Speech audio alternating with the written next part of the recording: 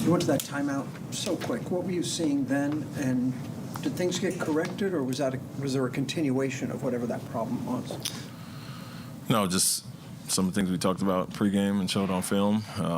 Did the opposite for the first few possessions, and that's really what I showed at halftime was our start to the game. And they are a team that swarms the ball, is physical, grabbing, holding, slapping down, and that happened on the first few possessions. And so that was the reason for the quick timeout. Obviously, Tobias Harris got the three off, and when Maxey was under control, and got to get to their shooters, their rhythm guys. But after that, it was Alperen on the offensive rebound, and that the defensive rebound they just took away from him. And then Jabari in the pocket, and they just took it away. And that's what we talked about, that physicality and coming out prepared. And didn't like what I saw in those first few. The reason for the quick timeout. We got it back decent. I think with 4 or 5 minutes left, it was 17-16, and then they outscored us 16-3 to end the quarter. And due to turnovers, we had 7 in the quarter. I think Alperen had 4 of them. And same thing, just not being strong in the pocket. Not a great start. Had our moments getting back into it, but have to come out with the focus at the start to not put ourselves in that hole. What did you think of Jalen's performance? He had kind of a quiet, nice day.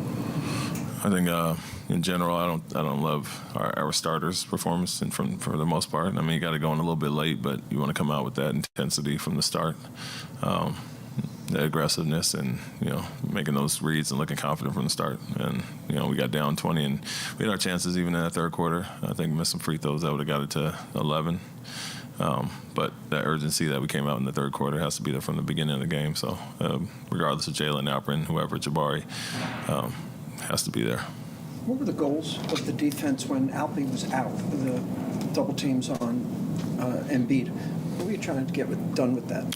Yeah, we have obviously Alperen. We have smaller bodies, and we like to front the post. If he posts up, they'll put him at the nail or the elbow to try to isolate. And there are enough guys on their team that we can help off of and make rotations. But we have to be physical without fouling, and real undisciplined there. No, he's a guy that's going to swipe, and things we talk about, and didn't really execute on that defensive end. And we want to be physical without fouling, and there in the bonus we gave him some easy shots or some questionable calls with the sweep through and all that. But just throwing more bodies at him when we have a smaller defender on him. He's got such great touch. Does that make it just the next level of difficult to deal with him, and that he can make his free throws if you put him in the line like tonight? Oh yeah, he's been a high-level free throw shooter forever, but you can crowd and be physical, especially on the perimeter with getting a smaller guy up under him, but have to be disciplined with the reach-ins and the fouling. Thanks, Coach. Thank you.